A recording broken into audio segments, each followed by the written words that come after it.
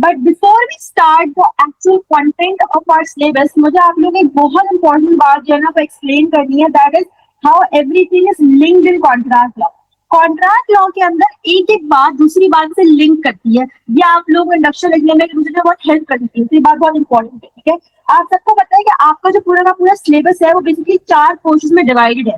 For example, पहला portion आपको explain करता है कि कॉन्ट्रैक्ट बनता कैसे।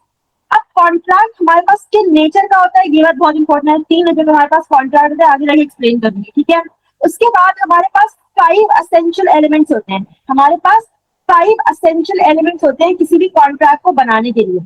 अगर आपके पास कोई क्वेश्चन आता है माइनर्स का, ऑफर्स का, एक्सेप्टेंस का, किसी का भी, इन 5 में से आपके पास किसी का अगर क्वेश्चन आ सकता है, तो आप इंट्रोडक्शन के अंदर ये बात लिख सकते हैं कि हमारे पास 5 एसेंशियल एलिमेंट्स होते हैं और इनिशियल इस एसेंशियल एलिमेंट बारे में बात कर रही हूँ। ठीक है, ये आप लोग अपने ऑप्शन के अंदर इंक्लूड कर सकते हैं। ठीक है, उसके बाद हमारे पास कौन से 5 एलिमेंट्स है? हमारे पास है offer, acceptance, intention to create legal relationship, consideration and capacity. ये सब बातें क्या होती हैं, क्या रिक्वायरमेंट्स होती हैं, आगे जाके एक्सप्लेन करूंगी। अभी सिर्फ मैं आपको लिंक एक्सप्लेन करने की कोशिश कर रही हूँ। अगर इनमें से कोई भी एक एलिमेंट मिसिंग है, अगर इनमें से कोई एक भी एलिमेंट मिसिंग है, दैट मीन्स कि हमारा जो कॉन्ट्रैक्ट है वो वैलिड नहीं है, हमारा कॉन्ट्रैक्ट सही तरीके से फॉर्म ही नहीं हुआ है। देन हम बात करते हैं कंटेंट ऑफ अ कॉन्ट्रैक्ट। मान लिया कि आपके और आपके दोस्त में एक कॉन्ट्रैक्ट हो गया है, लेकिन उस कॉन्ट्रैक्ट के अंदर का कंटेंट क्या है, आप लोगों ने किस बात के ऊपर एग्रीमेंट किया है? हमारे पास कंटेंट क्या होगा? Express terms. वो टर्म्स जो आप दोनों ने मिलकर आपस में डिसाइड किए, वो क्या कहलाती है? वो कहलाती है हमारे एक्सप्रेस टर्म्स। इम्प्लाइड टर्म्स वो सारी टर्म्स होती है जो आप दोनों ने मिलकर डिसाइड नहीं करी है, लेकिन वो लॉज की वजह से, वो कस्टम्स की वजह से, वो कोर्ट्स की वजह से आपके पास इम्प्लाइड है, आपके कॉन्ट्रैक्ट का पार्ट है। देन हमारे पास एक बहुत इंपॉर्टेंट बात है, स्टेटस ऑफ टर्म्स। जो टर्म्स हमारे पास आप लोगों ने डिसाइड की हैं, उन टर्म्स में से कौन सी बातें इतनी इंपॉर्टेंट है कि वो कॉन्ट्रैक्ट को एंड कर सकती है, कॉन्ट्रैक्ट को खत्म कर सकती है, वो कहलाती है हमारे पास कंडीशन। और जो हमारे पास लेस इंपॉर्टेंट टर्म्स होती हैं, जो हमारे पास लेस इंपॉर्टेंट टर्म्स होती है, उनको हम लोग क्या कहते हैं? उनको हम लोग कहते हैं वारंटी। ठीक है, उसके बाद हम बात करते हैं एग्जम्पशन क्लॉज की। एग्जम्पशन क्लॉज बेसिकली वो क्लॉज होता है जिसके थ्रू पार्टीज अपने ऊपर आने वाली लाइबिलिटी को एग्जेम्प्ट करवाते हैं। आगे जाके बहुत डिटेल में एक्सप्लेन करूंगी। एग्जम्पशन क्लॉज बहुत इंपॉर्टेंट है, आप लोग के एग्जाम में इस दफा टेस्ट हो सकता है। ठीक है, अच्छा, अब कॉन्ट्रैक्ट बन गया, कॉन्ट्रैक्ट के अंदर का कंटेंट भी डिसाइड हो गया। कॉन्ट्रैक्ट किन तरीकों से एंड हो सकता है? कॉन्ट्रैक्ट को एंड करने के 3 तरीके हैं। कॉन्ट्रैक्ट को एंड करने के 3 तरीके हैं। एक है हमारे पास परफॉर्मेंस, एक है हमारे पास फ्रस्ट्रेशन और एक है हमारे पास ब्रीच। परफॉर्मेंस का मतलब ये होता है कि दोनों पार्टीज ने अपनी ऑब्लिगेशन को फुलफिल कर दिया है और हमारे पास जो कॉन्ट्रैक्ट है वो क्या हो गया है? वो एंड हो गया है।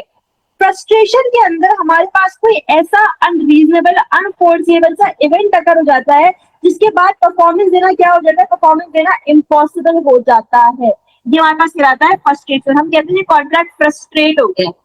Last but not the least we have breach, a very important breach. Breach का मतलब ये होता है कि भाई एक पार्टी ने अपनी ऑब्लिगेशन को फुलफिल नहीं किया, इसको हम लोग कहते हैं कॉन्ट्रैक्ट को ब्रीच करना। अगर एक पार्टी अपने कॉन्ट्रैक्ट को ब्रीच करती है, वहीं से हमारे पास फोर्थ एलिमेंट, फोर्थ सब्जेक्शन हो जाता है, दैट इज रेमेडीज। रेमेडीज, अगर एक पार्टी ने अपनी कॉन्ट्रैक्चुअल ऑब्लिगेशंस को फुलफिल नहीं किया, उसने अपना काम सही तरीके से नहीं किया, तो हम लोग बात करते हैं रेमेडीज की। हमारे पास 2 तरह की रेमेडीज है, एक है हमारे पास कॉमन लॉ रेमेडीज और एक है हमारे पास equitable remedies. Common law remedies focus करती है मॉनेटरी कंपनसेशन के ऊपर, अगर आपका नुकसान हुआ है आप पैसे ले लो। ठीक है, equitable remedy on the other hand कहती है कि सिर्फ सिर्फ पैसों से कंपनसेट करना, सिर्फ सिर्फ मॉनेटरी कंपनसेशन देना माइट नॉट बी इनफ। ठीक है, तो ये लिंक आप लोगों को बहुत क्लियर होना चाहिए। ये जो लिंक है ये आप लोगों को अपने आंसर का इंट्रोडक्शन या फिर कंक्लूजन लिखने के अंदर बहुत हेल्प कर सकता है। तो make sure that you understand all of this. और कॉन्ट्रैक्ट लॉ को बहुत दिल से, बहुत इंटरेस्ट लेके पढ़ा करें। कॉन्ट्रैक्ट लॉ आप लोगों को आगे जाके बहुत हेल्प करेगा, जो कि आप लोग आगे कोर्स परस्यू करते हैं। ठीक है, लेट्स स्टार्ट। हम सबसे पहले स्टार्ट करते हैं नेचर ऑफ अ कॉन्ट्रैक्ट। सबसे पहली बात तो आपके दिमाग में जहनी बात चाहिए कि भाई हमारे पास कॉन्ट्रैक्ट बनेगा कैसे, वो तो बात की बात है। कॉन्ट्रैक्ट का नेचर क्या होता है? हमारे पास कितने तरह के कॉन्ट्रैक्ट होते हैं?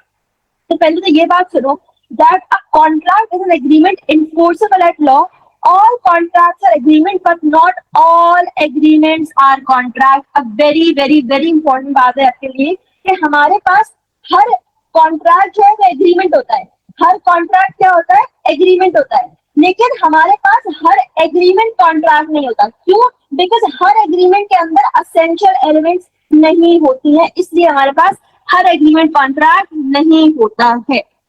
ठीक है, अब हमारे पास आपको सारी बातें रिवाइज करवा रहा है कि भाई ये 5 एसेंशियल एलिमेंट्स हैं, offer, acceptance, intention, consideration and capacity. हमारे पास 3 तरह के कॉन्ट्रैक्ट्स होते हैं। पहला होता है हमारे पास यूनिलेटरल कॉन्ट्रैक्ट्स।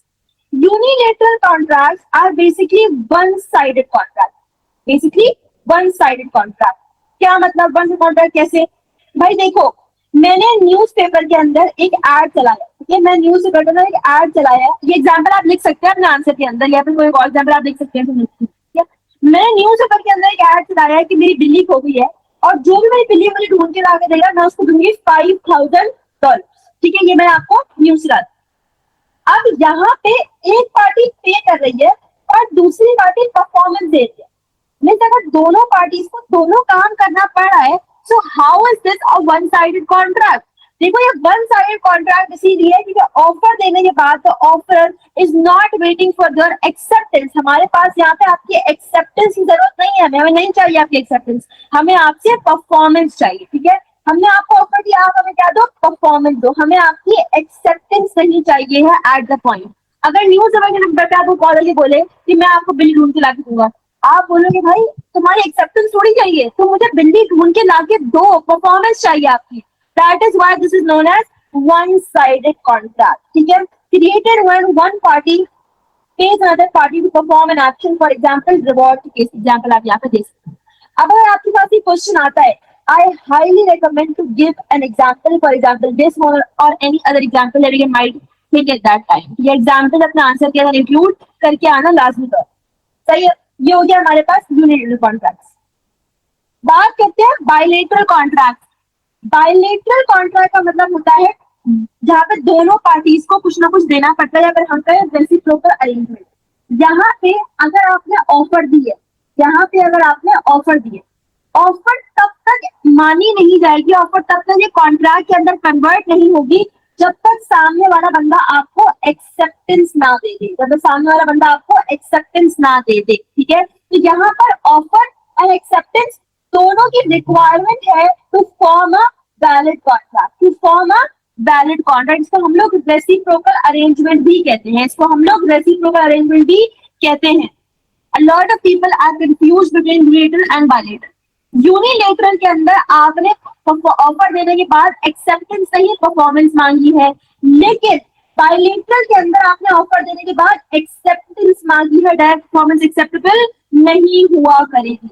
यूनिलेटरल बायलेटरल बहुत इंपॉर्टेंट है, स्पेशली आपको ऑफर एक्सेप्टेंस के अंदर बहुत हेल्प करते हैं, जब हम लोग उससे चैप्टर पढ़ेंगे। ठीक है, बात करते हैं कोलेटरल कॉन्ट्रैक्ट। कोलेटरल कॉन्ट्रैक्ट क्या होता है, एग्जाम्पल से समझाते हैं। ठीक है भाई, लेट्स से एक मैं थी, ठीक है, मेरा नाम ईमान है और मेरे सारे दोस्त इसका नाम अहमद। ठीक है, अब हमारे बीच में क्या हुआ है, एक कॉन्ट्रैक्ट। ठीक है, एक कॉन्ट्रैक्ट बना है, लेकिन उस कॉन्ट्रैक्ट के कुछ टाइम बाद हमारे एक और पार्टनर को इंट्रोड्यूस करवाना है। ठीक है, या फिर हमें अपने पास कोई नई टर्म्स ऐड करनी है हमारे कॉन्ट्रैक्ट के अंदर। ठीक है, हमें कोई भी एडिशनल बातें करनी है अपने कॉन्ट्रैक्ट के अंदर। अब होगा नहीं कि उस एडिशनल बातों के लिए हम लोग एक सेपरेट कॉन्ट्रैक्ट मेंटेन करेंगे और ये सेपरेट कॉन्ट्रैक्ट तो मेंटेन होगा, लेकिन इसके साथ साथ जो ओरिजिनल कॉन्ट्रैक्ट था वो भी वैलिड रहेगा। So I can say that collateral contract runs parallel to the main contract. Original contract आज भी exist करता है, लेकिन उस कॉन्ट्रैक्ट के साथ साथ एक और उस साइड में कॉन्ट्रैक्ट हमने सेपरेट कॉन्ट्रैक्ट किया था, उसको हम लोग कहते हैं कोलेटरल कॉन्ट्रैक्ट। ठीक है, हम कह सकते हैं that separate agreement that runs alongside the main contract. The important term, the important word to highlight here is alongside the main contract. ठीक है, उसके साथ साथ चल रहा होता है, वो वाला भी वैलिड है और वो वाला भी वैलिड। यूजुअली क्रिएट कब होता है, जब हमारे पास कुछ मिसिंग टर्म्स हमें ऐड करनी होती है, जब हमें एरर्स को करेक्ट करना होता है, जब हमें किसी थर्ड पार्टी को इन्वॉल्व करना होता है, वहां पर हम लोग एक कोलेटरल कॉन्ट्रैक्ट बना रहे होते हैं। यस वी कैन, हम लिख सकते हैं, आप केस लॉ भी लिख सकते हो और आप अपनी एग्जाम्पल्स भी इंक्लूड कर सकते हो, ठीक है। समझ में आती है सारी बातें यहाँ तक? 100% क्लियर है? आगे बढ़ जाऊं मैं? बस थम्स अप रिएक्ट कर देना, मैं समझ जाऊंगी। आयशा समझ में आ रही बातें? हुसैन, शरियार, एग्जाम्पल मैं आपको देती हूँ। भाई देखो, आ, आपने और आपके दोस्त ने कॉन्ट्रैक्ट किया था, ठीक है, आपके आपके दोस्त ने कॉन्ट्रैक्ट किया था, लेकिन हमारे पास हुआ है कि आप लोगों ने कुछ टर्म्स नई ऐड करनी है, या फिर आपने किसी नए पार्टनर को इंट्रोड्यूस करवाना है, उसके लिए आप सेपरेट एक अलग से कॉन्ट्रैक्ट बना लोगे, उसमें नई टर्म्स नए पार्टनर्स को ऐड करोगे। अब आपका जो ओरिजिनल कॉन्ट्रैक्ट है वो भी वैलिड है, लेकिन उस ओरिजिनल कॉन्ट्रैक्ट के साथ आपका जो सेपरेट कॉन्ट्रैक्ट था, जो साइड में आपने कोलेटरल कॉन्ट्रैक्ट बनाया था, वो भी वैलिड है। So it runs parallel to the main contract, side by side जो हमारे साथ चल रहे होते हैं। डन है? अब हम लोग आगे बढ़ते हैं, ठीक है। ये हो गया हमारे पास नेचर ऑफ द कॉन्ट्रैक्ट। अब नेचर ऑफ द कॉन्ट्रैक्ट के बाद हम लोग स्टार्ट करते हैं ऑफर एंड एक्सेप्टेंस से। A very very very important topic for you all, ठीक है। बहुत कंफ्यूजन रहती है बच्चों को, तो हम लोग आराम से सुकून सुकून से इसको करना स्टार्ट करते हैं। पहले ये समझना कि ऑफर होती क्या है। देखो, ऑफर का मतलब ये होता है कि आपने कोई एक क्लियर सर्टेन स्टेटमेंट दी है, ठीक है, आपने कोई क्लियर एंड सर्टेन स्टेटमेंट दी है सामने वाले बंदे को, जिसमें आपने कुछ ऑफर दे रहे हैं उसको, ठीक है। यहाँ पर अगर मैं आपको ऐसे समझाऊं, an offer is a definite and irrevocable statement of willingness to be bound on specified terms without further negotiation. मैंने आपको अपनी एक स्टेटमेंट दी कि लेट्स से मैं अपनी गाड़ी बेचने की कोशिश कर रही हूँ, ठीक है। अब ये जो स्टेटमेंट है ये अनइवोकेबल है, मींस को हम लोग कैंसिल आउट नहीं कर सकते हैं। उसके अलावा हमारे पास जो टर्म्स मैंने आपको उसके अंदर लिख के दिए हैं, उस टर्म्स के अगेंस्ट आप नहीं जा सकते हैं। अगर आप कोई काउंटर ऑफर देते हैं, अगर आप कोई काउंटर ऑफर देते हैं, फॉर एग्जाम्पल मैंने ये कहा कि मैं अपनी घड़ी बेच रही हूँ 100 पाउंड की, आपने बोला यार 90 पाउंड से बेच दो, जो आपने मुझे काउंटर ऑफर दिए ना, इसका इफेक्ट ये आता है कि हमारी जो ओरिजिनल ऑफर होती है वो क्या हो जाती है, वो टर्मिनेट हो जाया करती है, वो टर्मिनेट हो जाया करती है, ठीक है। Offer must B clear and certain, offer बहुत ज्यादा क्लियर एंड सर्टेन होनी चाहिए है। एग्जाम्पल दें? बिल्कुल एग्जाम्पल देती हूँ मैं आपको। There was a case law in which एक बंदे ने कहा था कि मैं आपको अपना हॉर्स बेच रहा हूँ, और हॉर्स के डिस्क्रिप्शन के अंदर ये लिखा था कि ये हॉर्स बहुत लकी है। ये हॉर्स क्या है? बहुत लकी है। How do you exactly define the word lucky? Lucky का मतलब किसी और के लिए कुछ और, कुछ और सकता है, ठीक है। कोई एज सच प्रिस्क्राइब डेफिनेशन नहीं है। वो आपको किस चीज में लक ला के देगा, there is not as such clarity in this area. तो अगर आपने कोई वेग ऑफर दी है, अगर आपने कोई वेग ऑफर दिया, आपकी ऑफर क्लियर नहीं है, आपकी ऑफर सर्टेन नहीं है, तो हम इसको बोलेंगे ये एक वैलिड ऑफर नहीं है, ये एक वैलिड ऑफर नहीं है, ठीक है। Then provision or request of information is not treated as an offer. अगर आप सामने वाले बंदे को किसी इंफॉर्मेशन की रिक्वेस्ट कर रहे हैं, तो इसको हम लोग जो है वो ऑफर नहीं मानते। फॉर एग्जाम्पल, आपका एक दोस्त था जिसका नाम था अलीना, ठीक है, और आपका नाम है जेसिका, ठीक है। अब हुआ ये कि आप लोगों के बीच में कॉन्वर्सेशन हो रही थी, ठीक है। जेसिका ने अलीना से पूछा कि यार आपकी घड़ी बहुत अच्छी लग रही है, आप इसको कितने में बेचोगे? She was just asking for information. उसने आपसे ये नहीं पूछा नहीं क्या तो मुझे बेचोगे ना, सर कितने की तुम बेच सकती हो, ठीक है।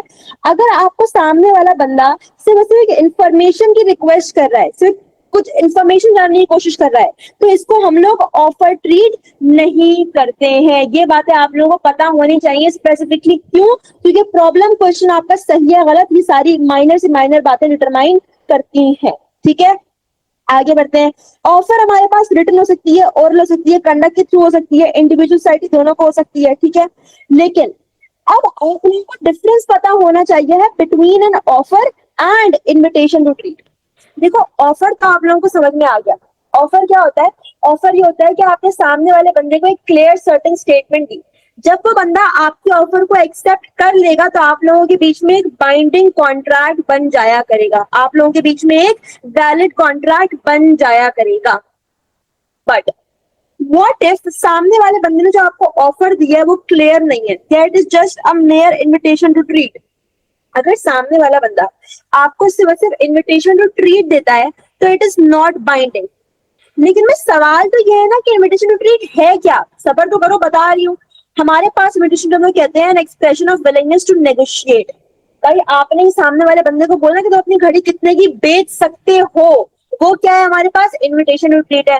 जब आप लोग नॉर्मल बातों में कुछ डिस्कशन कर रहे हैं, इन्फॉर्मेशन को रिक्वेस्ट कर रहे हैं, हमारे पास क्या कहलाएगी, वो कहलाएगी invitation to treat. You are showing your willingness to treat. आप कह रहे हो कि भाई हम लोग कॉन्ट्रैक्ट कर सकते हैं, विलिंगनेस है, अभी तक कुछ क्लियर नहीं हुआ है, एक्सप्रेशन कि हम लोग ये काम कर सकते हैं। ये क्या कहलाता है हमारे पास, ये कहलाता है हमारे पास इनविटेशन टू ट्रीट। ठीक है, अब इनविटेशन ट्रीट क्या होता है, बस बाइंडिंग नहीं होता है। अगर यहाँ पे जैसिका बोलती है अलीना को कि भाई तुम मुझे मेरी घड़ी दे दो 100 पाउंड में, ठीक है, तो वो बोलती कि मैंने तो आपको ऑफर दी नहीं थी, सिर्फ आपने मुझे बोला था कि कितने की बेचोगी, तो आपकी बात क्या थी, इनविटेशन टू ट्रीट थी। अगर आपने उस बात को एक्सेप्ट कर लिया तो वो तो हमारे पास ऑफर बनी ही नहीं। अगर वो ऑफर बनी ही नहीं, that means it is not binding, means it is not binding. बात समझ में आती सबको, आगे बढ़ते हैं। अब आप लोगों के जहन में एक सवाल आना चाहिए, दैट इज कि एग्जाम्पल्स तो दें, एग्जाम्पल्स के थ्रू समझाएंगे भाई हमारे पास इनविटेशन टू ट्रीट क्या होती है। देखो इसको बहुत गौर से सुनना, अगर आपके पास की टेस्ट होता है इन प्रॉब्लम क्वेश्चन तो आप फंस जाओगे अगर आपको माइनर डिटेल्स नहीं पता होंगी। ठीक है, आओ जरा देखते हैं। पहले हम लोग बात करते हैं एडवर्टाइजमेंट।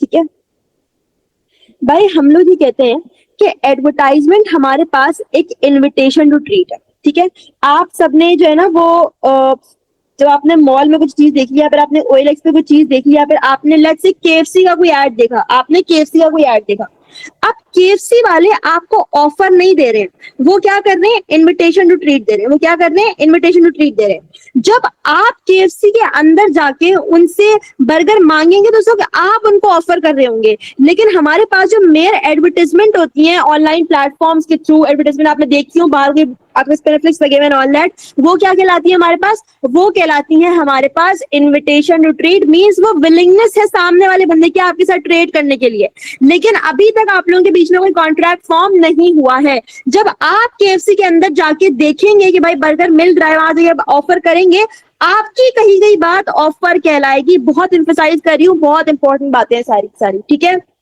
लेकिन if the contract is unilateral contract बोले तो वन साइडेड कॉन्ट्रैक्ट, जहां पे एक्सेप्टेंस की जरूरत ही नहीं है, सिर्फ और सिर्फ परफॉर्मेंस की जरूरत है, वहां पर वो एडवर्टाइजमेंट क्या कहलाएगी, ऑफर। वहां पर क्या कहलाएगी, ऑफर। एग्जाम्पल दें, बिल्कुल दूंगी एग्जाम्पल।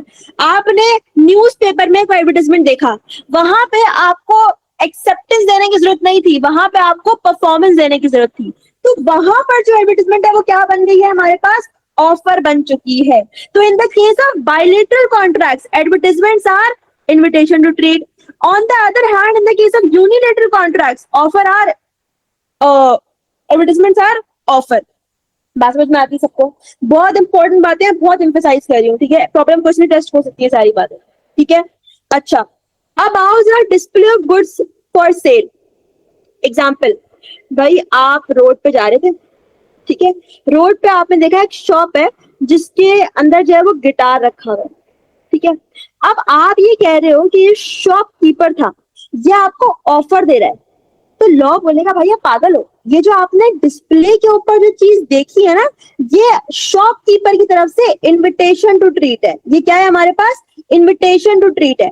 जब आप शॉप के अंदर जाओगे और वहां जाके बोलोगे कि मुझे गिटार चाहिए, उस वक्त आप ऑफर दे रहे होगे, उस वक्त आप ऑफर दे रहे होगे। एंड बाय द वे, जब आप ऑफर दे रहे हो तो shopkeeper has the right to reject your offer. वो अगर चाहे तो आपके ऑफर को रिजेक्ट कर दे और आप उसका कुछ भी नहीं कर सकोगे। अगेन प्रॉब्लम क्वेश्चन के लिए सारी बातें बहुत ज्यादा क्या है, इंपॉर्टेंट है। ठीक है, इसका एक और केस का एग्जांपल हम लोग ले सकते हैं, फिशर वर्सेस बेल का। आप लोगों ने ये केस पढ़ा होगा AS के अंदर, स्टैट्यूटरी इंटरप्रिटेशन के अंदर। ठीक है, उसके अंदर लिटरल रूल याद है आप लोगों को, हमने ये बात पढ़ा था कि डिस्प्ले का लिटरल मतलब सेल करना नहीं होता। तो यहाँ पे वो कह रहा है कि भाई डिस्प्ले करना ना ऑफर भी नहीं होता। कैसे, आओ जरा देखें। कहता है that a shopkeeper who placed a flick knife in a shop window was not guilty of offering it for sale as the display was only an invitation to trade. सिर्फ एक वेपन को डिस्प्ले करना क्या था हमारे पास, वो हमारे पास एक इनविटेशन टू ट्रीट था। जो सामने वाला बंदा उसको अंदर जाके ऑफर देता, वो बेसिकली ऑफर दे रहा होता, वरना शॉपकीपर की तरफ से वो क्या था, वो हमारे पास एक इनविटेशन टू ट्रीट था। Next example, a mere statement of price. वही वाली बात है कि भाई आप दोनों, आप और आपके दोस्त बात कर रहे थे, मैंने पूछा ये घड़ी कितने की बेचोगे, उसने बोला यार 500 की सोचूंगा देखूंगा। अब आपने उससे इंफॉर्मेशन मांगी, उसने जो आपको मेन प्राइस की इंफॉर्मेशन दी, वो क्या है हमारे पास, इन्विटेशन टू ट्रीट है। अभी तक उसने आपको कोई प्रॉपर ऑफर नहीं दी है। A mere statement of price, a mere request is not an offer. Auction sales के ऊपर आओ। ऑप्शन होता क्या, पहले ये बात समझो। प्रोसेस ऑफ सेलिंग गुड्स और services to the highest bidder. भाई हमारे पास ना यार बिड का सिस्टम होता है। For example, I will give an example. मुझे अपनी वॉच सेल करनी है, ठीक है, मैं कह रही हूँ कि भाई मुझे अपनी वॉच सेल करनी है, आप कितने की बेचोगे, आप कितने की बेचोगे, ठीक है। भाई एक बंदा कहता है 100, एक बंदा कहता है 150, एक बंदा कहता है 200। पहले ये बात समझो कि जो बंदा अपनी वॉच सामने लाके कह रहा है कि मुझे उसके ऊपर बिड लगा के दो, वो क्या कर रहा है, वो इनविटेशन टू ट्रीट दे रहा है। वो क्या कर रहा है, वो इनविटेशन टू ट्रीट दे रहा है, वो अपनी विलिंगनेस शो कर रहा है कॉन्ट्रैक्ट करने के लिए, ऑफर देने के लिए, ठीक है। However all these people are giving offer. Again a very important scenario for problem question आ सकता है आपके पास। तो याद रखना, जो बंदा बिड देने का कह रहा है वो बंदा इनविटेशन टू ट्रीट कर रहा है। जो लोग बिड दे रहे हैं उस वॉच वाले को, वो लोग क्या कर रहे हैं, ऑफर दे रहे हैं।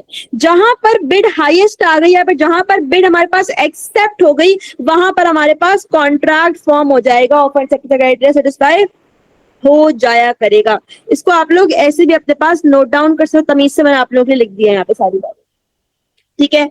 आगे बढ़ते हैं। Let's move on to tenders. Tenders, आप लोगों ने अगर कभी तारक मेहता का उल्टा चश्मा देखा हो, तो वहां पे एक एपिसोड था जहां पे वो लोग अपनी सोसाइटी को रेनोवेट करवा रहे थे, ठीक है। वहां पे they called a lot of people renovation के काम के लिए, भाई आप लोग अपनी कॉन्ट्रैक्ट दिखाएं, आप लोग कैसे काम करते हैं, ऑल दैट, ठीक है। तो जो लोग अपना कॉन्ट्रैक्ट लेके आ रहे थे, ठीक है, हम लोग इस तरीके से काम करेंगे, हम लोग कंक्रीट के स्लैब बनाएंगे, स्टील के स्लैब बनाएंगे, ऑल दैट, वो सारे लोग जो अपना टेंडर लेके उनके पास आ रहे थे, वो लोग क्या कर रहे थे, वो लोग ऑफर दे रहे थे। लेकिन जिन्होंने कॉन्ट्रैक्ट का कहा था कि हमें ये काम करवाना है, वो लोग क्या कर रहे थे, वो लोग इनविटेशन टू ट्रीट दे रहे थे। इसकी मैं आपको एक और एग्जांपल दूं। भाई लेट्स से हमारे पास, हमारा मुल्क आज डिसाइड करता है कि हमें किसी दूसरे मुल्क के साथ एक प्रॉपर हाईवे बनाना है, और हमें इनके साथ ट्रेड में आसानी हो, ठीक है। अब जाहिर सी बात है, इतना बड़ा हाईवे बनेगा तो हम लोग बहुत सारे लोगों को बोलेंगे आप लोग हमें लाके अपना कॉन्ट्रैक्ट दो, बहुत सारे कंट्रीज से लोग हमारे पास आएंगे। अब पाकिस्तान अगर ये बात कहता है कि हमें हाईवे बनाना है दूसरे मुल्क के साथ, हमें अपना एक प्रॉपर हाईवे बनाना है, और आप लोग हमें टेंडर्स लाके दो, तो वो लोग क्या कर रहे हैं, वो लोग इन्विटेशन दे रहे हैं, वो लोग इन्वाइट कर रहे हैं लोगों को कि वो लोग आके उनको अपनी ऑफर दें। और वो लोग जो कि हाईवे की डिटेल्स लेके आ रहे हैं कि वो लोग इस तरीके से हाईवे बनाएंगे, कंक्रीट का बनाएंगे, स्टील का बनाएंगे, वो सारे लोग क्या कर रहे हैं, वो सारे लोग हमारे पास ऑफर दे रहे हैं। It is very simple to understand, but it is also very important to understand, ठीक है। यहां तक कोई ऐसी बात है किसी को नहीं समझ में आई हो, सारी बातें क्लियर है 100%।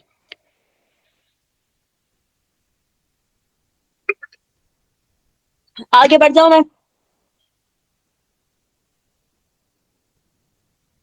मैं समझाती हूँ।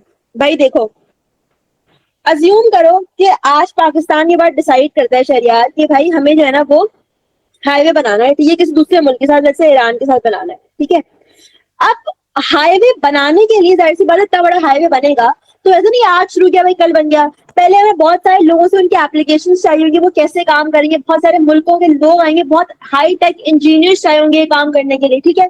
तो पाकिस्तान अपनी ऑफर, अपनी इन्विटेशन डालेगा कि भाई हमें ये काम करवाना है, आप लोग अपने टेंडर्स लाके दो। टेंडर्स क्या होता है, एक हमारे पास डॉक्यूमेंट होता है जो बताता है कि वो लोग कैसे काम करेंगे, किस तरह के मटेरियल से काम करेंगे, कंक्रीट का ब्रिज बनाएंगे, स्टील का ब्रिज बनाएंगे, कैसे काम करेंगे, ठीक है। अब बहुत सारे मुल्कों से पाकिस्तान में लोग आके अपना बिड सबमिट, अपना टेंडर सबमिट करवा रहे हैं।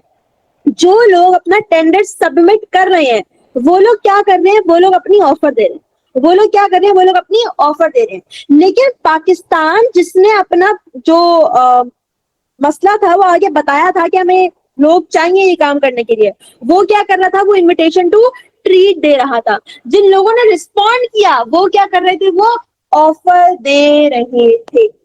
बात समझ में आती है सबको? 100% क्लियर है? आगे बढ़ते हैं फिर हम लोग। चलो आगे बढ़ते हैं, सही है। Let's move on and let's talk about communication of offers, a very important area. सबसे पहली बात तो ये समझ लो अपने पास that offer must be communicated. ठीक है, ऑफर का कम्युनिकेट होना is extremely important. Even even in the case of unilateral contract, even in the case of unilateral contract, मैं आप लोगों को बहुत माइनर डिटेल्स भी समझा रही हूँ, ये बहुत इंपॉर्टेंट है। Even in the case of unilateral contract, example देती हूँ आपको। भाई मान लो कि एक बंदे को आपका कुत्ता मिला, ठीक है, आपको डॉग मिला और इसने आके आपको डॉग आपका वापस कर दिया। ठीक है, उस वक्त तक उसको आपके ऑफर के बारे में नहीं पता था कि आप उस डॉग के ऊपर भी सर्टेन अमाउंट के पैसे दे रहे हैं। ठीक है, बाद में जब वो घर गया, उसने न्यूज पढ़ा, तो आपके पास वापस आया और उसने आपको बोला कि भाई पैसे दो मुझे मेरे। तो आप उसको बोलना कि भाई जिस वक्त आपने परफॉर्मेंस दी उस वक्त तो आपको ऑफर का पता ही नहीं था। दैट मीन्स अगर आपको ऑफर की नॉलेज ही नहीं थी तो मेरे और आपके बीच में किसी भी किस्म का कोई कॉन्ट्रैक्ट नहीं है। तो ऑफर का पता होना, ऑफर का कम्युनिकेट करना इज एक्सट्रीमली वेरी इंपॉर्टेंट, बहुत इंपॉर्टेंट बात है हमारे पास। तो कम्युनिकेशन ऑफर की होना इज एक्सट्रीमली इंपॉर्टेंट। बात समझ आती है? आगे बढ़ते हैं। अब बात करते हैं काउंटर ऑफर। काउंटर ऑफर क्या है? भाई मैंने आप लोगों को ऑफर दी कि मैं अपना एक क्रैश कोर्स स्टार्ट कर, उस क्रैश कोर्स की फीस है 10,000। ठीक है, मैंने आपको अपनी ऑफर दी। अब सामने से कोई XYZ बच्चा आके मुझे कहता है कि मैं साहब 8,000 ले। ठीक है, अब मैंने जो आपको ऑफर दी थी उसके बदले में आपने मुझे क्या दिया? आपने मुझे काउंटर ऑफर दी। ठीक है, आपने मुझे एक और ऑफर दे दिया। अब काउंटर का ओरिजिनल इफेक्ट पता है क्या होता है? काउंटर का इफेक्ट ये होता है कि भाई आपकी जो ओरिजिनल ऑफर थी वो हमारे पास क्या हो जाती है? एंड हो जाती है। नाउ अगर मुझे एक दिन बाद वही बच्चा आगे कहता है कि मैं इसमें 10,000 पढ़ा ले, मैं बोलूंगी अब मैं 12,000 पढ़ाऊँ, अब मैं बोल रही हूँ 12,000 पढ़ाऊंगी। वो कह रहे क्यों, आपने कल तो मुझे ये कहा था। मैं उसको कहूंगी कि भाई देखो, जिस वक्त मैंने आपको कहा था उस वक्त आपने मुझे काउंटर ऑफर दे दी थी। काउंटर ऑफर का इफेक्ट ये होता है कि ओरिजिनल ऑफर क्या हो जाती है? एंड जाती है। अब आप आगे मुझसे वही ऑफर दोबारा नहीं मांग सकते हो, मेरी मर्जी है। मैं चाहूँ 10,000 बेचूं, चाहूँ तो 12,000 में आपको पढ़ाऊं, मेरी अपनी मर्जी। Done. But request for further information is not will not amount to a counter offer। Example दे, बिल्कुल दूंगी एग्जाम्पल। कॉन्ट्रैक्ट का एग्जाम्पल बहुत है बेटा, बहुत एग्जाम्पल है कॉन्ट्रैक्ट में। एग्जाम्पल देती हूँ आपको। लेट्स से मैंने आयशा के साथ एक कॉन्ट्रैक्ट, ये मैंने आयशा से कॉन्ट्रैक्ट है, मैंने आयशा को एक ऑफर दी कि देखो मैं अपनी घड़ी बेच रही हूँ एक एक्स अमाउंट के, लेट्स से 500 पाउंड। ठीक है, अब आयशा मुझे कहती है कि जरा अमाउंट तो ठीक है लेकिन क्या मैं आपको इंस्टॉलमेंट्स के अंदर पे कर सकती हूँ? मैं आपको इंस्टॉलमेंट्स के अंदर पे कर सकती हूँ? आयशा ने मुझे कोई काउंटर ऑफर नहीं दी है। आयशा ने मुझे ये नहीं बोला कि आप 400 में दे दीजिए, आप 300 में। आयशा ने मुझे ये नहीं बोला। आयशा मुझसे एक इन्फॉर्मेशन रिक्वेस्ट कर रही है कि क्या मैं ये पैसे आपको इंस्टॉलमेंट पे कर सकती हूँ, या फिर आयशा मुझसे ये पूछ रही है कि भाई ये वॉच सही चलती है या नहीं चलती है। अगर आयशा मुझसे सिर्फ और सिर्फ एक मेयर इंफॉर्मेशन मांग रही है, रिक्वेस्ट कर रही है इंफॉर्मेशन की, तो यहाँ पर ये काउंटर ऑफर नहीं कहलाएगा। यहाँ पर ये काउंटर ऑफर नहीं कहलाएगा। उसके अलावा बात करते हैं हम लोग टर्मिनेशन ऑफ ऑफर के ऊपर। टर्मिनेशन ऑफ ऑफर, देखो टर्मिनेट का ऑफर का मतलब होता है कि हमारे पास ऑफर किस पॉइंट के ऊपर जाके खत्म हो जाए, किस पॉइंट हो जाके एंड हो जाएगी, कैसे कैसे हमारे पास कॉन्ट्रैक्ट एंड हो सकती है, टर्मिनेट हो सकती है। पहले बात करते हैं, हमारे पास टर्मिनेशन का पहला तरीका है, वो है हमारे पास revocation. Revocation basically legal term है। रेवोकेशन बेसिकली लीगल टर्म है फॉर विड्रॉल, फॉर विड्रॉल। भाई लेट्स से अगर सामने वाले बंदे को मैंने अपनी ऑफर दी, उसने मुझे फौरी तौर के ऊपर जवाब नहीं दिया, उसने मुझे फौरी तौर के ऊपर जवाब नहीं दिया, तो मैंने अपनी ऑफर को विड्रॉ कर दिया। मैंने बोला कि अब मुझे अपनी गाड़ी नहीं बेचनी, या अब मुझे अपनी गाड़ी नहीं बेचनी। इट इज पॉसिबल, बट पहली बात तो ये कि revocation must be communicated. Revocation सामने वाले बंदे को बतानी पड़ेगी। अगर मैंने आयशा को ऑफर दी थी कि मैं आपको अपनी घड़ी बेचूंगी, बाद में फैसला चेंज कर लिया, तो मुझे आयशा को क्या करना पड़ेगा? मुझे आयशा को बताना पड़ेगा कि देखो अब मैं अपनी घड़ी नहीं बेचती। Revocation must be communicated. And by the way, revocation किसी थर्ड पार्टी के थ्रू भी आप कम्युनिकेट करवा सकते हैं। रेवोकेशन आप किसी थर्ड पार्टी के थ्रू भी कम्युनिकेट करवा सकते हैं। Then in unilateral offers, unilateral case के अंदर हमारे पास जो है ना, वापस आना है, in unilateral contract revocation is not possible unless reasonable time has lapsed. मैं आपको कॉन्सेप्ट समझाने की कोशिश करती हूँ ऐसा क्यों कह रहा हूँ। रेवोकेशन इज पॉसिबल, ठीक है, revocation is possible unless until सामने वाले बंदे ने परफॉर्मेंस देना शुरू नहीं किया है, अनलेस अनटिल सामने वाले बंदे ने परफॉर्मेंस देना शुरू नहीं किया है। क्या कह रही हूँ मैं आपसे कह रही हूँ that revocation is possible, revocation is possible, लेकिन रेवोकेशन सिर्फ तब पॉसिबल है जब सामने वाले बंदे ने भी परफॉर्मेंस देना स्टार्ट नहीं किया है। That means in unilateral contract आपको इस बात की नॉलेज नहीं है, आपको इस बात की नॉलेज नहीं है बंदे ने कब परफॉर्मेंस देना स्टार्ट किया और कितने लोगों ने परफॉर्मेंस देना स्टार्ट करी है। That is why unilateral case के अंदर फेयरनेस इंश्योर करने के लिए हम ये बात कहते हैं कि हमारे पास यहाँ पर आप ऑफर को रिवोक नहीं कर सकते हैं unless and until a reasonable time has been left. मैंने अपनी डॉट की जो है ना वो एडवर्टाइजमेंट लगाया था 5 साल पहले, 5 साल बाद आई वो कहता है कि भाई मुझे पैसे दे दो, तो मैं बोलूंगी कि भाई उसका एक बहुत रीजनेबल टाइम गुजर चुका है, मैं दूसरा कपड़ा खरीद लिया, आप बहुत लेट हो गए, ठीक है। अगर एक बहुत रीजनेबल टाइम गुजर चुका है और उसके बाद भी सामने बंदा आता है तो हम उसको बोलेंगे भाई वी आर सो सॉरी और हमारे पास जो कॉन्ट्रैक्ट है वो रिवोक हो चुका है, ऑफर जो है वो रिवोक हो चुकी है। देन अगर एक पार्टी सामने वाली पार्टी के ऑफर को रिजेक्ट कर दे या काउंटर ऑफर दे दे तो क्या हो जाएगा, हमारे पास कॉन्ट्रैक्ट टर्मिनेट हो जाया करती है, ठीक है। लैप्स, कॉन्ट्रैक्ट लैप्स कब हो सकती है, लैप्स ऑफ टाइम, बहुत टाइम गुजर गया है, बहुत अच्छा अच्छा गुजर चुका है, अब वो ऑफर वैलिड नहीं रहेगी। फेलियर ऑफ अ कंडीशन, मैंने अपनी ऑफर के साथ एक कंडीशन अटैच की थी, फॉर एग्जाम्पल मैंने आयशा से कहा आयशा मेरी घड़ी तो ले लो, लेकिन मेरे लिए एक काम करना पड़ेगा। अगर मैंने अपनी ऑफर के साथ एक कंडीशन इम्पोज की थी लेकिन वो कंडीशन आयशा ने फुलफिल नहीं की तो क्या हो जाएगी, ऑफर लैप्स हो जाएगी। Death of either of the parties, ये बहुत इंपॉर्टेंट है, ये बहुत इंपॉर्टेंट, समझो बात को। हम ये कह रहे हैं कि हमारे पास पार्टीज की डेथ हो गई है, इससे भी ऑफर लैप्स जाती है, ऑफर खत्म हो जाती है। पहले ये बात समझो कि कॉन्ट्रैक्ट के अंदर होती है दो पार्टी, एक होता है ऑफर और एक होता है हमारे पास ऑफरी। अगर हमारे पास ऑफरी की डेथ हो जाए मीन्स जिसको ऑफर दी थी, मतलब मैंने आयशा को ऑफर दिया, खुदा ना खासा आयशा की डेथ हो गई, बनने की डेथ, ठीक है। अगर ऑफरी की डेथ हो गई है तो हमारे पास जो ऑफर कैंसिल हो जाएगी, offer is not valid anymore. Common sense की बात है ना, जिसको ऑफर दी थी अब वही नहीं रहा तो कॉन्ट्रैक्ट तो खत्म हो गया। But what if the offer dies, मैंने आयशा को ऑफर दी थी, मैं अब नहीं रही, ठीक है, मैं ऑफरर थी उस केस के अंदर, तो ऑफरर के केस के अंदर हम ये बात देखते हैं कि हमारे पास कॉन्ट्रैक्ट पर्सनल सर्विसेज का था या फिर नॉन पर्सनल सर्विस का था। पर्सनल सर्विसेज का मतलब ये होता है कि भाई सिर्फ मैं ही वो सर्विस आपको प्रोवाइड कर सकती थी, फॉर एग्जाम्पल टीचिंग, ठीक है, आपका कॉन्ट्रैक्ट मेरे साथ था कि मैं आप लोगों को पढ़ाऊंगी पूरा साल और मेरी देता हूँ, ठीक है। अब यहाँ पर केस है पर्सनल सर्विसेज का, भाई आपका जहां पर भी कॉन्ट्रैक्ट था आप बोल रहे कि मैंने जिसके लिए कॉन्ट्रैक्ट किया था, अब अगर वो ही नहीं रहा दैट मीन्स कॉन्ट्रैक्ट क्या हो गया हमारे पास, and. But if the contract was of non personal services, non personal का मतलब ये होता है वो काम कोई भी कर सकता है। For example let's talk about painter, आपने अपने घर में एक एजेंसी से पेंट का काम किया था, उसमें जिस बंदे के साथ में कॉन्ट्रैक्ट किया था उसकी डेथ हो गई लेकिन उसकी पूरी टीम पीछे बैठी है, वो आपका काम कर सकती है। अगर हमारे पास नॉन पर्सनल सर्विस का केस है तो हम ये बात देखते हैं कि क्या ऑफरर की डेथ की न्यूज कम्युनिकेट की गई थी या फिर कम्युनिकेट नहीं की गई थी।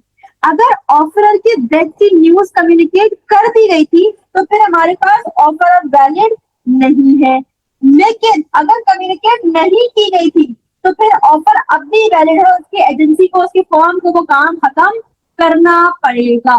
This is again extremely important for your problem question and for your essay question as well. ठीक है, प्रॉब्लम क्वेश्चन के अंदर आपको माइनर से माइनर बातें पता होनी चाहिए so that you can solve the question very very easy. ठीक है, इसलिए मैं आप लोगों को विजुअल्स के थ्रू समझा रही हूँ, आई होप कि आप लोगों को मेरी बातें समझ में आ रही, ठीक है। So let's move on and let's talk about the next area that is acceptance. ठीक है, यहाँ तक सारी बातें क्लियर है, बताते हैं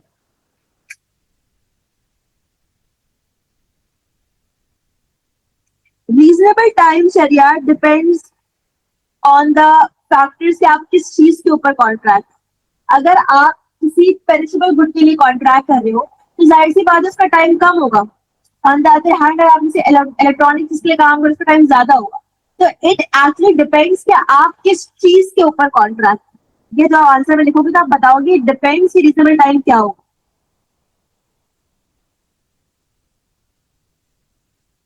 यस, सब क्लियर है भैया, आगे बढ़ते हैं हम लोग। अमार, जैसिका, आयशा, हुसैन, शरियार, क्लियर है? भाई एक्टिव रहो सब लोग, बहुत इंपॉर्टेंट क्लास है। मैं बोल बोल के दूंगी, चलो आगे बढ़े भाई, आ जाओ। Let's start with the next essential element, that is acceptance. Acceptance होती क्या है पहले तो ये समझो। Acceptance is basically positive and unqualified confirmation of all the terms of the offer. क्या मतलब? भाई सामने वाले बंदे ने जो आपको ऑफर दी थी ना, आपने उसको एक्सेप्ट कर लिया है, ठीक है, और उस एक्सेप्टेंस के अंदर आपने कोई बट इफ का वर्ड सामान नहीं किया। मतलब आप ये नहीं कह रहे कि आप थोड़ा कम कर दो या फिर कोई एडिशनल टर्म आपने ऐड नहीं करवाई है, आपने उसकी सारी बातों को एज इट इज एक्सेप्ट किया है। Because acceptance must be unconditional. अगर आपने एक्सेप्टेंस के साथ साथ कोई शर्त लगा दी, कोई कंडीशन इम्पोज कर दी, कुछ प्राइस कम करने की बात कर दी, तो I am so sorry, your acceptance is not valid. Acceptance must be unconditional, acceptance must be unconditional, and silence is not deemed as proper acceptance. क्या मतलब? भाई लेट्स से मैंने आपको एक ऑफर दी, ठीक है, और आप उस ऑफर के ऊपर आपने साइलेंस मेंटेन किया, आपने मुझे कोई जवाब ही नहीं दिया। अब बाद में मैं आपके ऊपर केस कर लूं कि भाई देखो यहाँ पे कॉन्ट्रैक्ट फॉर्म हो गया था, कोर्ट बोलेगा भाई आप पागल ना हो, हमारे पास जो एक्सेप्टेंस है वो कभी साइलेंस नहीं हो सकती है। Silence is never deemed as proper acceptance. अगर एक बंदा आपकी ऑफर सुनने के बाद खामोश है, दैट मीन्स कि वो आपके ऑफर में एक्सेप्ट आपके ऑफर में इंटरेस्टेड नहीं है। इसका मतलब ये थोड़ी कि उसने आपके ऑफर को एक्सेप्ट कर लिया है। तो एक बात याद रखना कि साइलेंस कभी भी एक्सेप्टेंस नहीं हो सकती है, साइलेंस कभी एक्सेप्टेंस नहीं हो सकती है। And acceptance must be communicated. आप ये भी नहीं कह सकती भाई मैंने आपको बच्चों से बता दूंगा बाद में ये वो, आपको एक्सेप्टेंस को कम्युनिकेट करना पड़ता है। एक्सेप्टेंस को कम्युनिकेट करना पड़ता है किसको? सामने वाली पार्टी को, सामने वाली पार्टी को। एक्सेप्टेंस तब तक कम्युनिकेट नहीं, एक्सेप्टेंस तब तक वैलिड नहीं होगी जब तक आपने उसको कम्युनिकेट ना किया हो। डन। लेकिन सुनना बात को गौर से, हमारा जो जनरल रूल है, हमारा जो जनरल रूल है एक्सेप्टेंस का, वो ये कहता है कि भाई आपको एक्सेप्टेंस को कम्युनिकेट करना पड़ता है। But there are certain exceptions to this rule. Now what are the exceptions? Let's talk about that. पहली है हमारे पास एक्सेप्टेंस बाय पोस्ट। अगर आपने किसी बंदे की ऑफर को एक्सेप्ट किया है थ्रू पोस्ट, तो हमारे पास पोस्टल रूल अप्लाई होता है। And postal rule by the way is an exception of acceptance का जनरल रूल, ठीक है। अब पोस्टल रूल क्या कहता है? पोस्टल रूल बेचारा कहता है कि भाई अगर आपने सामने वाले बंदे को एक लेटर के थ्रू या फिर एक पोस्ट के थ्रू आपने उसको एक्सेप्टेंस कम्युनिकेट करी है और वो लेटर प्रॉपरली एड्रेस्ड है, ठीक है, वो लेटर प्रॉपरली स्टैम्प्ड है, ठीक है, मतलब इन जनरल वर्ड्स आपकी तरफ से कोई गलती नहीं है, आपने उस लेटर को सही से लिखा है, उसको से पोस्ट किया है, उसको सही से एड्रेस किया है, आपने सब कुछ सही किया है। अगर आपकी तरफ से कोई गलती नहीं थी लेकिन फिर भी सामने वाले बंदे को लेटर कभी नहीं मिला या खो गया, जरिए इस बात से कोई फर्क नहीं पड़ता। the moment you send the letter properly stamped, addressed, everything properly done, उस पॉइंट के ऊपर हमारे पास जो एक्सेप्टेंस है वो क्या हो गई है? वैलिड हो गई है। वो क्या हो गया है हमारे पास? वैलिड हो गई है। वो लेटर उसको कभी मिले, जल जाए, कुछ भी हो जाए, इस बात से कोई फर्क नहीं पड़ता। द फैक्ट कि आपने सही से कर दिया है, that itself is sufficient to form an contract, ठीक है। अब हमारे पास एक और एक्सेप्शन है, that is unilateral contracts. Let me write down for you. आप लोगों के पास अगर क्वेश्चन आता है कि हमारे पास एक्सेप्टेंस की कितनी एक्सेप्टेंस जनरल रूल, तो आप बताना कि एक तो हमारे पास पोस्टल रूल हो गया और दूसरा हमारे पास क्या हो गया? Unilateral contracts. क्योंकि यूनिलेटरल कॉन्ट्रैक्ट्स के अंदर आपको एक्सेप्टेंस को कम्युनिकेट नहीं करना पड़ता, बल्कि आपको क्या देना पड़ता है? परफॉर्मेंस देनी पड़ती है। तो ये भी हमारे पास क्या है? एक एक्सेप्शन है हमारे एक्सेप्टेंस के general rule. It's very important, you must know this. Let's move on and let's talk about instant forms of communication. मैंने आपको ईमेल के थ्रू कम्युनिकेट किया, मैंने आपको मैसेज किया, मैंने आपको कॉल किया, मैंने आजकल के जमाने की मॉडर्न टेक्नोलॉजी का इस्तेमाल किया आपसे कम्युनिकेट करने के लिए। तो सवाल ये है क्या इसके ऊपर ही पर्सनल रिप्लाई होगा? The answer is no. जब मैंने आपको ईमेल सेंड किया उस वक्त कॉन्ट्रैक्ट नहीं बनाए, जब आपको ईमेल मिल गया, जब आपको पता चल गया, उस वक्त हमारे पास कॉन्ट्रैक्ट वैलिड होगा। The postal rule does not apply to instant forms of communication. और यहाँ पे आके खत्म होता है हमारे, आगे बढ़ जाए।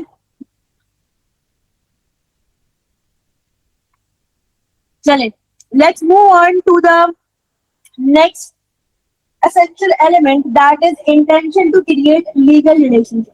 ठीक है भाई, देखो it is very very important कि जिस वक्त पार्टीज अपना कॉन्ट्रैक्ट कर रही हो उस वक्त उनके जहन में ही बात हो कि हम लोग एक लीगल रिलेशनशिप बनाने जा रहे हैं। मीन जब कोई मसला होता है तो हम इस मसले को कोर्ट के अंदर इन्फोर्स करवा सकते हैं। It is a very essential element. ठीक है, अब एक इंसान के इंटेंशन को फाइंड आउट करना is extremely extremely extremely difficult. आप इस वक्त क्लास में बैठे हुए हैं तो मैं फिगर आउट नहीं करती आप क्लास में क्यों बैठे हैं, आपके पीछे बैठने का मकसद क्या है, पढ़ना चाह रहे हैं आप, टाइम पास करना चाह रहे हैं आप, क्या करना चाह रहे हैं, मैं उसको समझ नहीं सकती।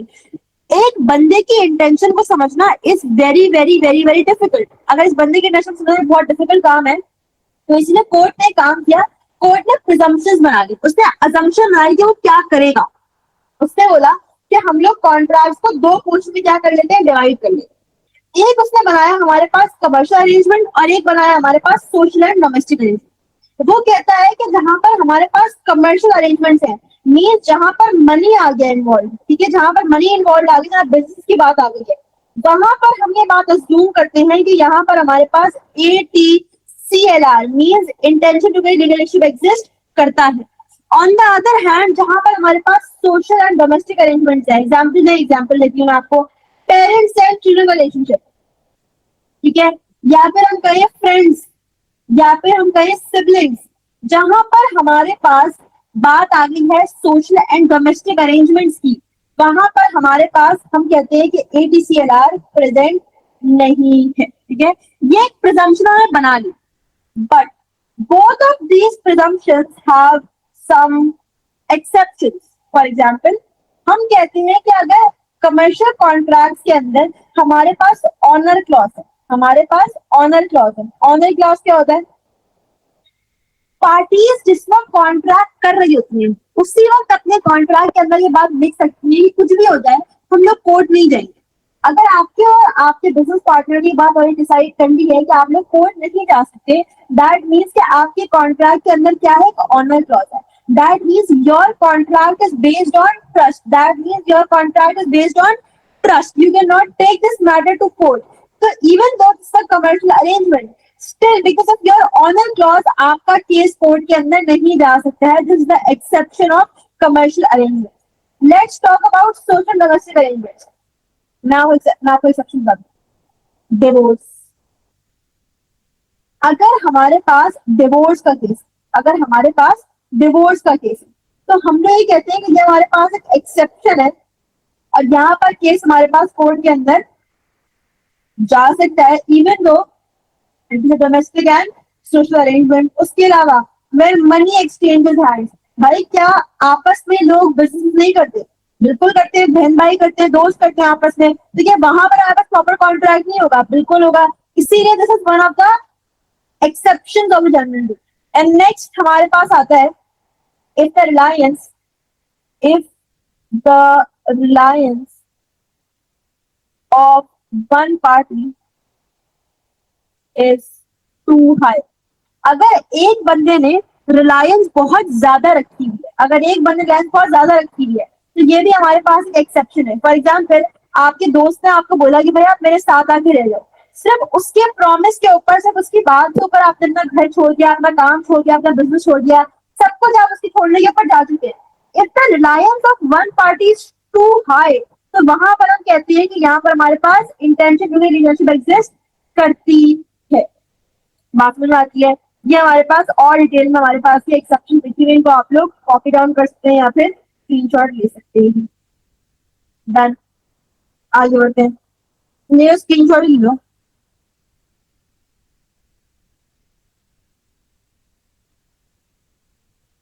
क्लियर है भैया, आगे बढ़ जाए हम लोग।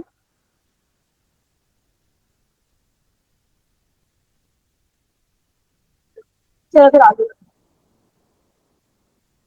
ये केस भी आप लोगों के पास मेरिट वर्सेस मेरिट और वेलफेयर वर्सेस वेलफेयर का होगा, ठीक है। ये हमारे पास दोनों केस आपस में क्या करते हैं, कंट्रास्ट करते हैं। आगे बढ़ते हैं।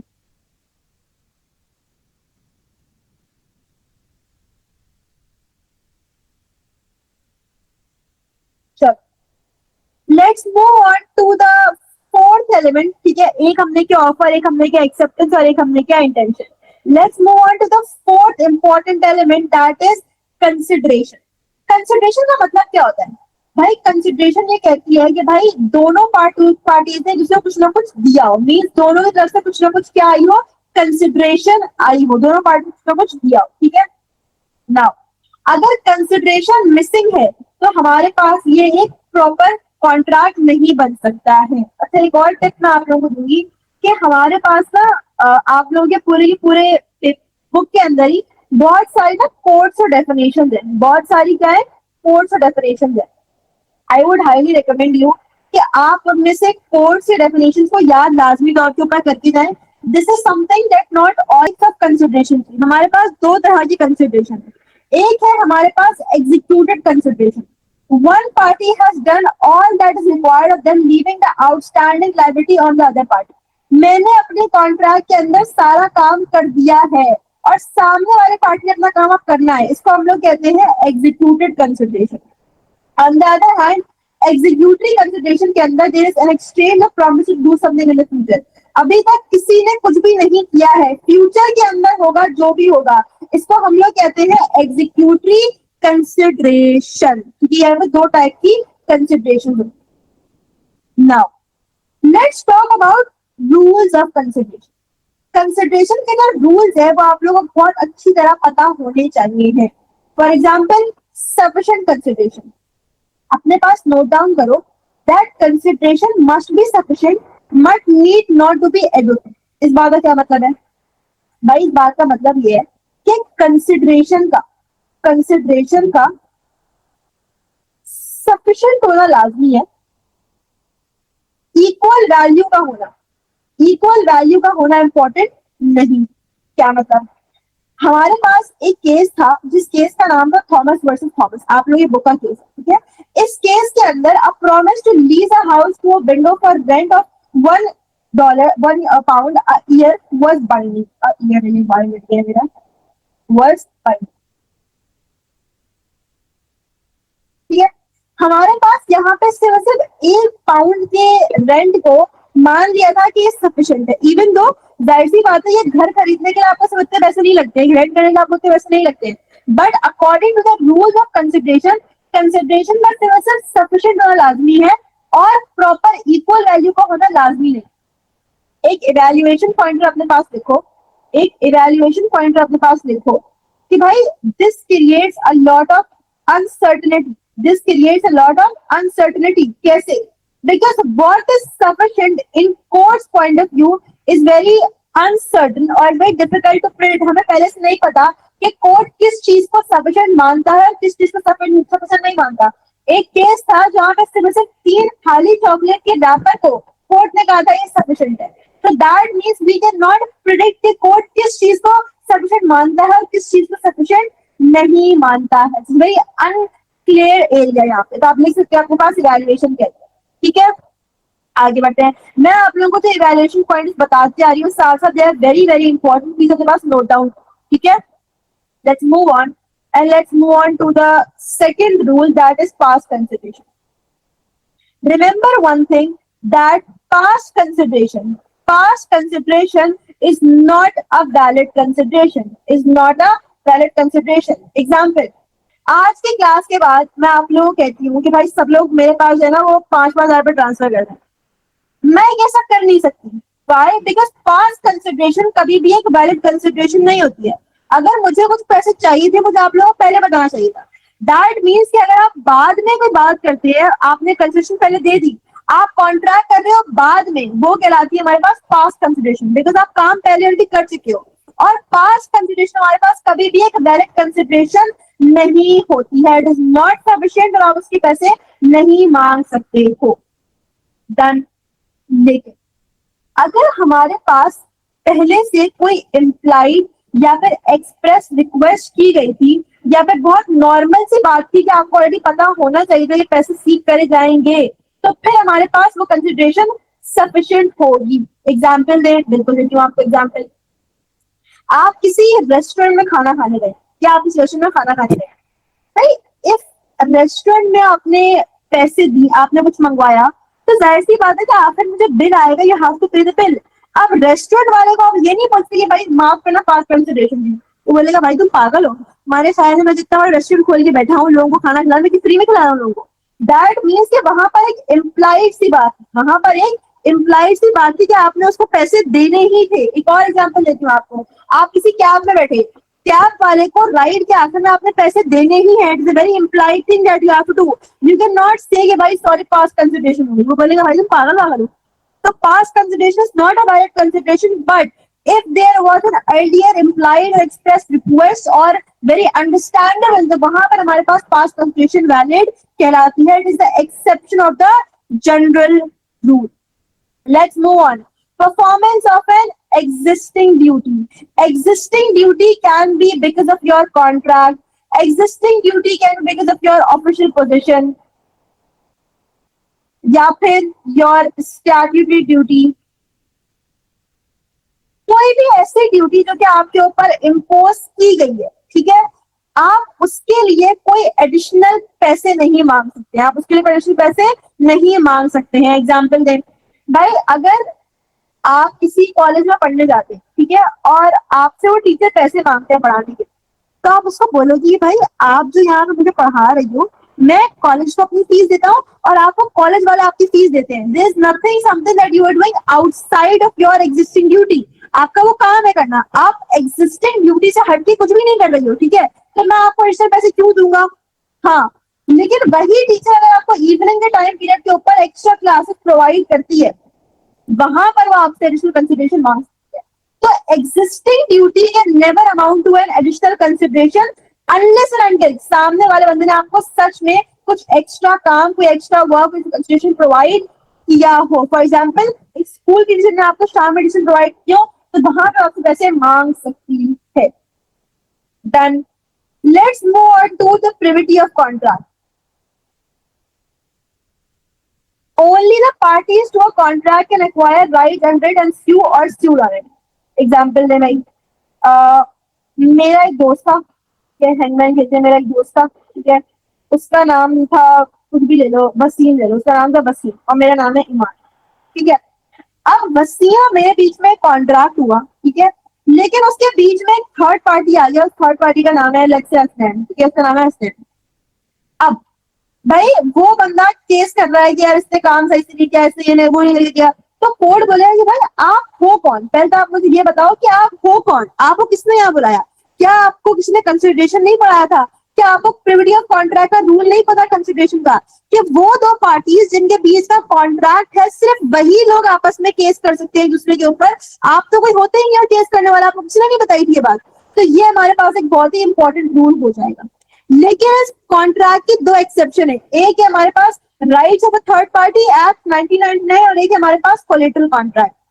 हमारे पास ये जो एक्ट है ये थर्ड पार्टीज को भी राइट देता है कि वो केस कर सकते हैं अगर उसमें उनका नुकसान है। फॉर एग्जाम्पल, कॉलेज और टीचर की बीच में लड़ाई हो गई, अब आपको पता है वो टीचर नहीं पढ़ाएगी तो आपका नुकसान होगा, उस सब्जेक्ट की कोई और टीचर नहीं उस एरिया के अंदर, तो यू नो कि लॉस आपका है, तो वहां पर एक थर्ड पार्टी केस कर सकती है according to third party right act, ठीक है।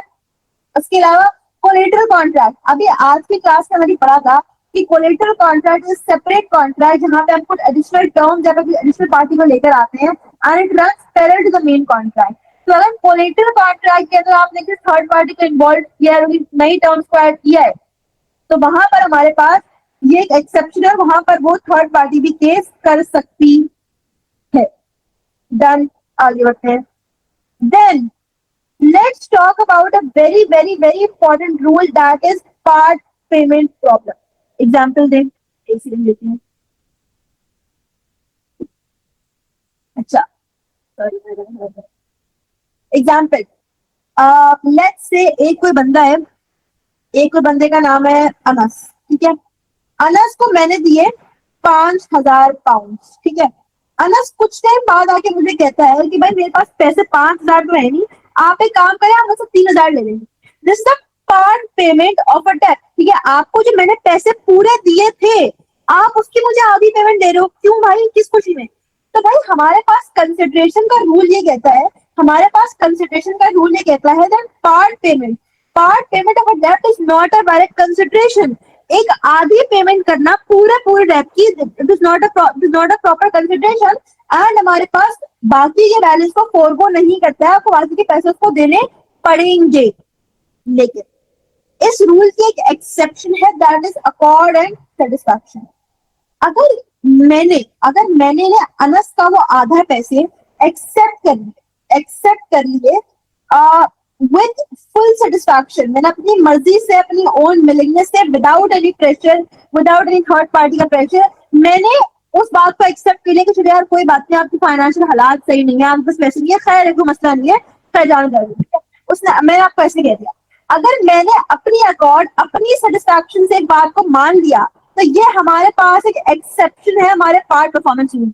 और अब आपका वो 3,000 का बैलेंस मेरे 5,000 के डेट को सेटिस्फाई कर दिया करेगा, सही है। बट हमारे पास एक और कॉन्सेप्ट है, जिस कॉन्सेप्ट को हम लोग कहते हैं प्रॉमिसरी स्टॉपर। इसको हम लोग कहते हैं promissory stopper. It prevents a person from going back on his or her promise to accept a lesser debt. Example नहीं अभी देती हूँ भाई, सुनो बात को गौर से। अनस को जब मैंने 3,000 रुपए एक्सेप्ट कर लिए थे, उसको मैंने 2 महीने बाद दोबारा से कांटेक्ट किया, उसको मैंने कहा कि यार बाकी के मेरे 2,000 रुपए वापस कर दो। भाई वो बोलेगा क्यों, आपने तो अपनी अकॉर्ड, अपनी सेटिस्फैक्शन से मेरे पैसे एक्सेप्ट कर लिए थे, अब क्या मसला है? मैं उसको बोलूंगा नहीं, अब मुझे मेरे पैसे वापस चाहिए। वो मुझे याद दिलाएगा कि काश तुमने क्लास में सही से पढ़ा होता, पता होता कि कंसिडरेशन का एक प्रॉमिसरी स्टॉपर। प्रॉमिसरी स्टॉपर का डॉक्ट्रीन ये कहता है कि भाई हमारे पास क्या होना चाहिए, अगर आपने एक बंदे के प्रॉमिस को एक्सेप्ट कर लिया है, अगर आपने एक बंदे की बात के ऊपर रिलाई कर लिया है कि भाई मैं आपके स्टेप को मान लेता हूँ, अब आप अपने प्रॉमिस से मुकर नहीं सकते हैं, अपने प्रॉमिस से मुकर नहीं सकते, आप अपनी बात को वापस पीछे नहीं जा सकते, जो आपने कहा है आपको उसके ऊपर रहना पड़ेगा। ये हमारे पास कॉन्सेप्ट है प्रॉमिसरी स्टॉपर का, और यहाँ पे आके खत्म होता है हमारे कंसिडरेशन का टॉपिक। यहाँ तक कोई ऐसी बात जो किसी को नहीं समझ में आ रही हो? क्या सारी बात समझ में आ रही है, रिकॉल हो रही है बातें, कुछ फायदा हो रहा है क्लास में आने का?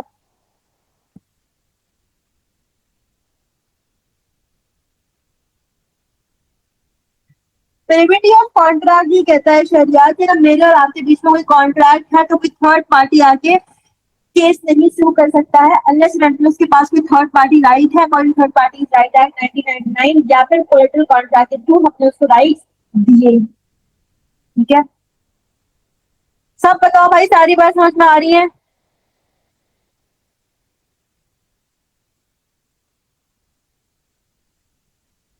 ये सब जिंदा है ना?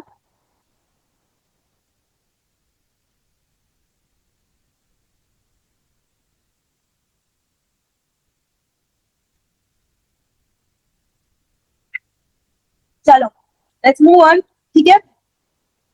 Let's talk about the next essential element, that is capacity. ठीक है, कैपेसिटी की बात करते हैं। तो कैपेसिटी हम लोग बात करते हैं कॉन्ट्रैक्ट करने की कैपेसिटी है, कॉन्ट्रैक्ट करने की कैपेसिटी है कि एक इंसान के पास कितनी कैपेसिटी है कॉन्ट्रैक्ट करने की। हम लोग कैपेसिटी के टॉपिक से माइनर्स का टॉपिक भी कहते हैं, because minors actually lack contractual capacity. ठीक है, अब भाई देखो, पहली बात तो ये समझना कि हम लोग माइनर्स को कॉन्ट्रैक्चुअल कैपेसिटी कम क्यों देते हैं। आपके पास ये क्वेश्चन आ सकता है कि भाई असेस करो कि हमने क्यों माइनस की कॉन्ट्रैक्चुअल कैपेसिटी कम रखी है। तो एक बात याद रखना कि हमारा मेन एम उनको प्रोटेक्ट करना है। हमारा मेन एम क्या है? उनको प्रोटेक्ट करना, कि वो लोग प्रोटेक्टेड रहे, कोई बिजनेस, कोई अडल्ट उनका अनफेयर एडवांटेज ना ले सके, कोई अनफेयर एडवांटेज ना ले सके, उनका बेनिफिट ना ले सके। उनको प्रोटेक्ट करने के लिए हमने उनकी कॉन्ट्रैक्चुअल कैपेसिटी को लिमिटेड रखा है। अब लिमिटेड कैसे रखा है भाई, हमारे पास ना हमने क्या किया कि हमने उनके लिए कॉन्ट्रैक्ट को 3 तरीकों से डिवाइड कर दिया। एक है हमारे पास नेसेसरी, एक है हमारे पास बेनिफिशियल कॉन्ट्रैक्ट ऑफ सर्विस, और दूसरा है हमारे पास वॉइडेबल कॉन्ट्रैक्ट। भाई नेसेसरी के अंदर ये बात समझना कि necessary is a very specific legal term. Necessary का मतलब यहाँ पे नेसेसिटी, सुनो बात को गौर से, मेरी बात को सुनो, ठीक है। नेसेसरी का मतलब यहाँ पे नेसेसिटी नहीं है, necessary is a very specific legal terminology, और इसका मतलब ये होता है कि भाई हमारे पास आपके बैकग्राउंड के ऊपर ये बात डिपेंड करती है कि आपके लिए क्या चीज जरूरी है और क्या चीज जरूरी नहीं है। अगर माइनर के ऊपर कोई एक कॉन्ट्रैक्ट बाइंडिंग है तो वो कॉन्ट्रैक्ट है नेसेसरी का कॉन्ट्रैक्ट। नेसेसरी क्या चीज होगी एक माइनर के लिए, वो डिपेंड करता है एक माइनर के बैकग्राउंड पे। आप में शायद कोई एक बच्चे में माइनर होंगे, ठीक है। आप बात को समझो, अगर आप एक माइनर हो, ठीक है, आपकी जो नीड है या हम कहें कि आपकी जो चीज, आपकी जो नेसेसरी है, वो बहुत अलग होगी उस बच्चे से जो कि एक बहुत रिच फैमिली से बिलोंग करता है, ठीक है।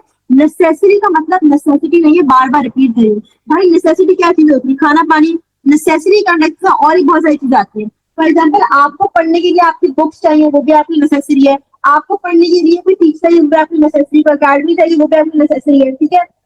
ऑन द अदर हैंड, एक रिच बच्चे के लिए, एक प्रिंस वाले बच्चे के लिए, उसको बहुत एक्सट्रीम हाई एंड क्लोथ भी चाहिए, ठीक है। उसको बहुत ज्यादा अच्छी शो के आईपैड भी चाहिए पढ़ने के लिए। उन चीजों की जरूरत आपको नहीं है। तो क्या चीज नेसेसरी है वो डिपेंड करता है एक बंदे के बैकग्राउंड के ऊपर, डिपेंड करता है एक बंदे के बैकग्राउंड के ऊपर, ठीक है। अब भाई हमारे पास ना अगर एक चीज एक माइनर की जो नेसेसरी है, तो वो कॉन्ट्रैक्ट क्या होता है, वो कॉन्ट्रैक्ट बाइंडिंग होता है। वो कॉन्ट्रैक्ट क्या होता है, वो कॉन्ट्रैक्ट बाइंडिंग होता है। बाइंडिंग का मतलब ये होता है कि माइनर को उसको पैसे देने ही पड़ेंगे, उस कॉन्ट्रैक्ट को फुलफिल करना ही पड़ेगा।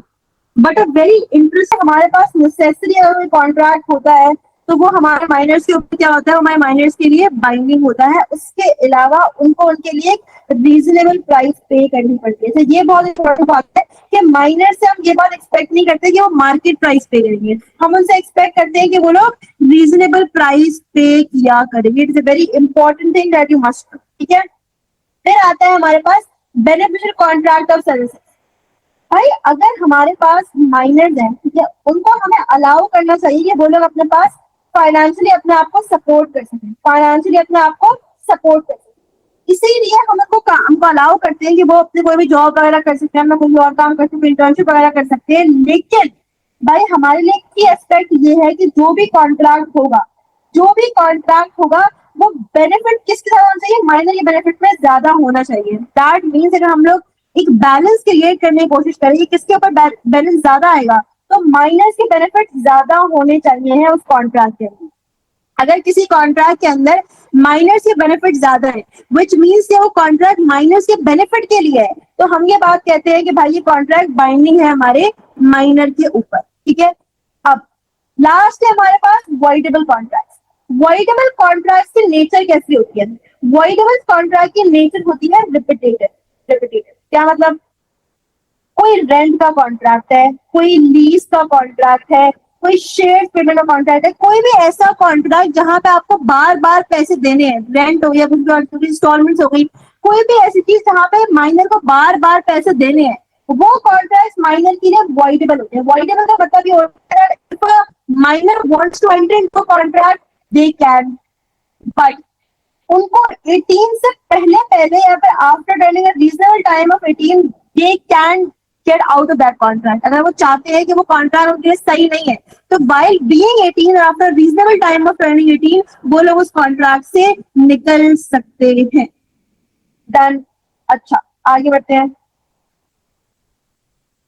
फिर हम बात करते हैं रेमेडीज अगेंस्ट माइनर्स। हमारे पास जनरल रूल तो ये है कि माइनर किसी भी कॉन्ट्रैक्ट से बाउंड नहीं होता, ठीक है। वो चाहे तो एडिटर हो जाए लेकिन उनको प्रोटेक्ट करते हैं, ठीक है।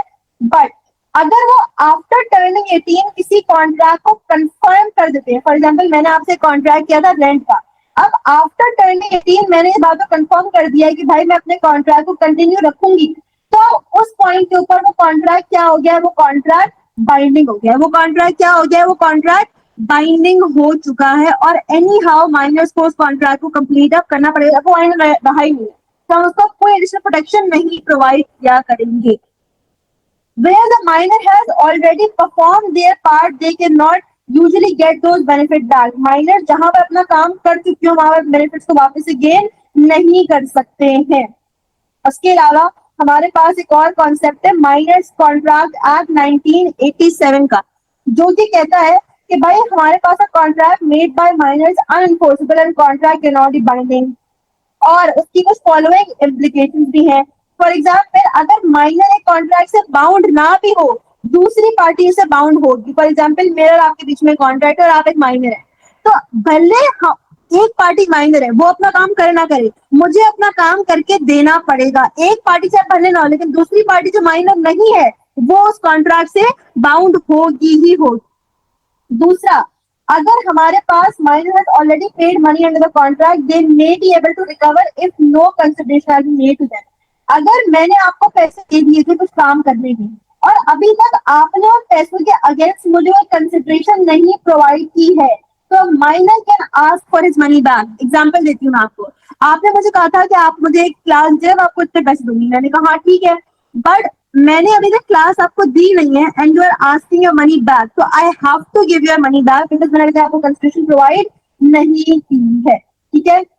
उसके अलावा हमारे पास एक माइनर 18 का हो जाता है, उसको कॉन्ट्रैक्ट को कंफर्म करना पड़ता है एंड रेक्टिफिकेशन और confirmation can be implied as well. For example, अगर एक बंदा अपना काम कंटिन्यू कर रहा है, कुछ कह नहीं रहा, दैट मींस उसने कंफर्मेशन दे दिया, लेकिन वो कंफर्मेशन क्या है?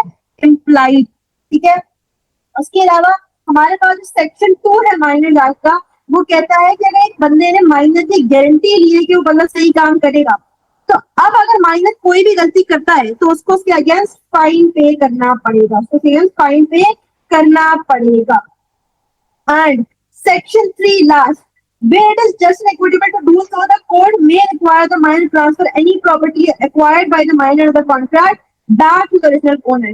In some cases जहां पर हमारे पास कोर्ट को ऐसा लगता है कि भाई माइनर जो प्रॉपर्टी अप्रोप्रिएट करी है वो सही तरीके से अप्रोप्रिएट नहीं करी है, जो बेनिफिट अप्रोप्रिएट किया है वो सही तरीके से अप्रोप्रिएट नहीं किया है, तो वहां पर शायद वो प्रॉपर्टी ट्रांसफर करने का कहते, शायद बेनिफिट ट्रांसफर करने का कहते। ठीक है, इट्स ऑल्सो पॉसिबल। और यहाँ पर आके खत्म होता है हमारे पास हमारे